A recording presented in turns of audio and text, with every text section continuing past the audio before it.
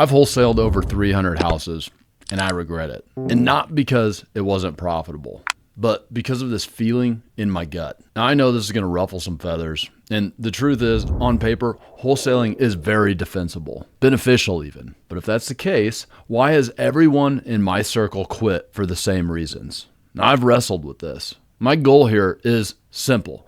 Give you the truth so you can decide for yourself. Then to provide you some tactics that can keep you in the game without making you cross the line. Now let's make sure you understand what wholesaling is. Skip ahead if you already know. Say I see this house on Zillow for $200,000. I call the owner or the agent and I say, hey, I'll buy this. We sign a contract to close in 30 days.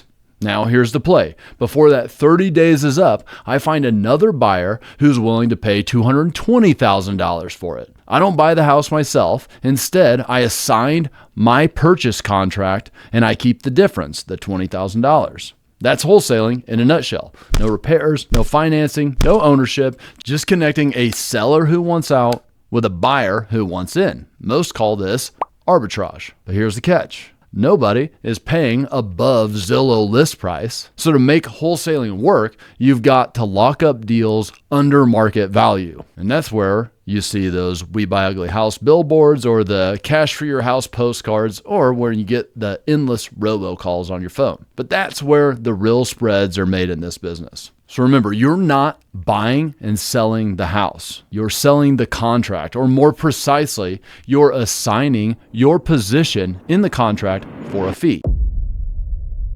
Listen, guys, the world needs middlemen. It needs wholesalers. Have you ever gone to a plantation to buy bananas? Or what about the last time you drove down to the oil rig to get you some gasoline? That's right, you didn't, because somebody else has done that dirty work. And in real estate, it's the same. So you've got a list, you know who would buy these crappy houses, you facilitate quick all cash closing, you're a problem solver, no inspection games, no realtor headaches, you're handling the paperwork and the logistics, turning illiquid, messy assets into cash, cleaning up titles that nobody else would touch, and you're rewarded for the hustle and the market knowledge. I mean, you've spent years to get it. It's a service. Plus, most cases, you spend thousands of dollars just to find these sellers. And if you didn't do it, well, somebody else would. You see, you make an offer, they accept, it's fair and square. You're the safety net when nobody else would buy. It is logical. It's airtight. Now, here's where history makes things a little bit complicated. So stay with me on this. Now, you could argue that without arbitrage, the South may have never recovered from post-Civil War destruction. That's right, history lesson, real quick. The land and the homes were ruined. The people needed to get out from under it. They needed to get cash to rebuild their lives. And fortunately, these guys came in and they said, hey, we'll buy your property. We'll close quick. We'll make it liquid. Nobody else is stepping up. We are. Sounds familiar, right? Same story. Without them, who the heck was going to rebuild the war-torn South? And these guys weren't messing around.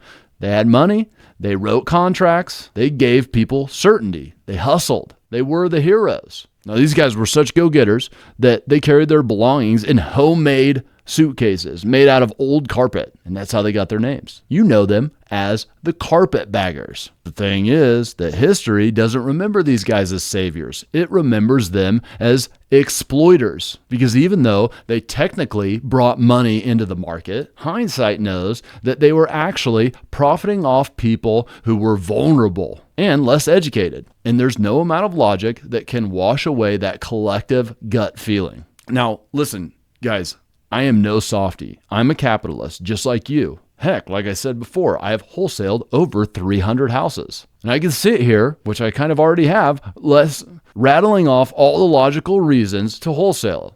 You're matching motivated sellers to real buyers, and dang it, you should get paid for it. I should get paid for that. I mean, I've wholesaled houses with human crap in the living room. Was a real estate agent going to list that one? And I've closed deals for cash in under 7 days when that's exactly what the seller needed. Heck, I'm still in communication with a lot of the sellers from my wholesaling days, like in a positive way. So it must be all right, right? Especially if you're being honest with these sellers about what you're doing with their property. And financially, well, I made over $40,000 in a single wholesale deal. That's incredible money. But let me ask you this. Seriously, if there's that much cash on the line, do you think you might be tempted to bend the truth with these guys just a little bit? And the next time, do you think it might get just a little bit easier? And yeah, it's arbitrage. It's a legit practice. Here's the definition. I looked it up. It is the practice of exploiting price differences in different markets or platforms to profit from buying and selling assets, securities, or goods. Exploiting price differences. And I have to think, well, I'm an investor and I bought hundreds of houses, and I can't say I've ever felt exploited by the purchase price that I got. That must mean somebody else is getting exploited in the deal. Now, again, I'm not here to say that you shouldn't be free to go make business happen. I'm simply exploring this gut feeling that I and others cannot shake. I want to understand what causes it, so I can sleep better at night and still make big strokes of cash. And I have found what I believe to be the right balance. So stay with me. Now, you're probably saying that the carpetbagger story is a little bit too obvious, that the people that we're buying from out there, they know what they're getting themselves into. Okay, I hear you. Let's talk about a fair fight then. No pressure. And this story really got me thinking. This was way back in the 1700s. These land speculators were negotiating with Native American tribes to buy their land. And on the surface, it was a straight up deal. You're going to love this.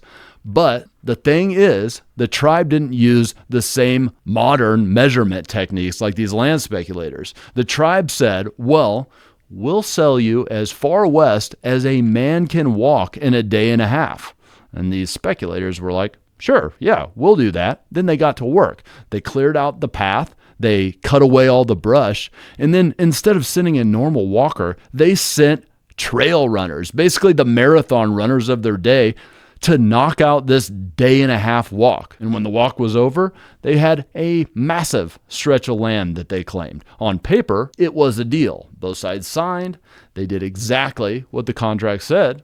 No problem, right? Yeah, it was fair. Like when I picked up a totally rented out duplex for $42,000. Not my fault the guy never heard of the 1% rule. Now, there is a right way to do this, which we're about to get into. But hopefully I made it clear that there is also clearly a wrong way. But to do it right takes a strong person, someone experienced in candid conversations and real win-win deal making. Problem is, in my experience, a lot of the people out there aren't that. They're just newbies. They're excited just to be out there on an appointment. They're hoping for their first deal. And they've been trained by these idiots who are part of the problem, giving a bad name to the industry as a whole. I've seen it way too many times.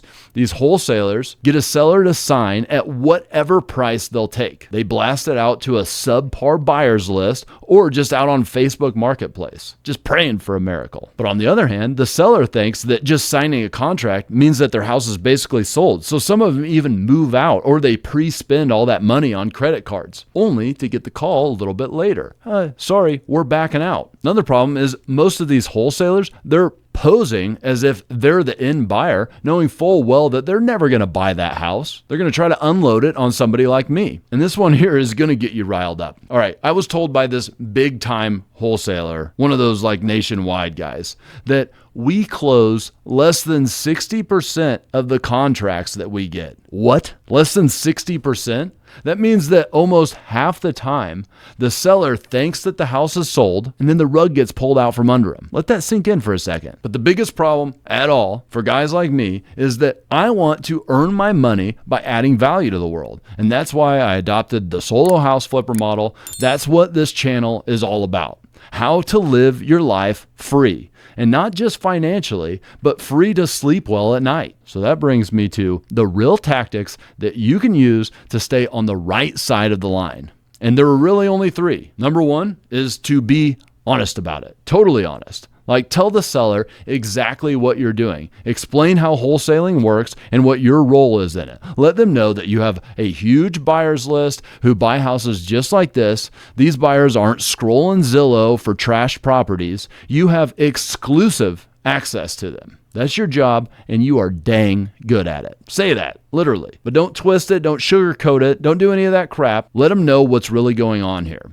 Now, the problem with this tactic is that's kind of straight up brokering, which in many states is illegal unless you have the right licenses. And I'm not a lawyer, so you need to go talk to one if you want to go that route. Or you can go route number 2, which is called bird dogging. Now, this is basically the training wheels of wholesaling. You go find an experienced investor, somebody like me, who has the cash to buy these houses, but they don't have time to hunt deals. You'll find them in like meetups, Facebook groups, or wherever else investors are hanging out in your town. And you say, hey, guy, tell me exactly what you want and what you'll pay for it. The neighborhoods, what condition, what price per square foot. And then you go hustle your butt off and find that for them. But before you sign anything with that seller, you need to call that investor and say, hey, here's the deal. I sent you some pictures. Are we good? You going to buy this thing? And if they say yes, then you sign it. You close it. You collect your fee. Everybody wins. You probably do it again. But here's the key. If that investor ever flakes and doesn't end up closing, you never work with them again, period.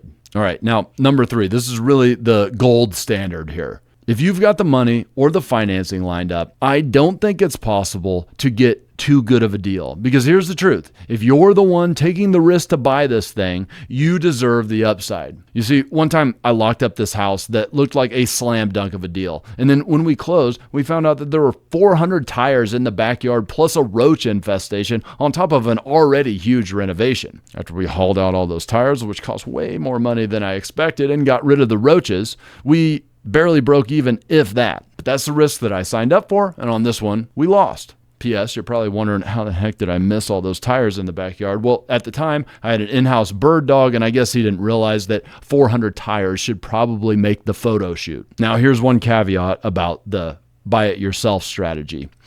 If you are sincerely going to buy it yourself, and then you go out and shop your list of other investors, and you decide to wholesale it to one of them, knowing full well that if they backed out, you have the funds ready to go and the willingness to buy that property, that's okay too. I think that is the same as if you're buying the property. Because you see the theme here. The problem isn't making money. The problem is locking up houses that you can't or won't buy, taking advantage of people who don't know what the heck's going on. And that's the thing that gives me the bad gut feeling.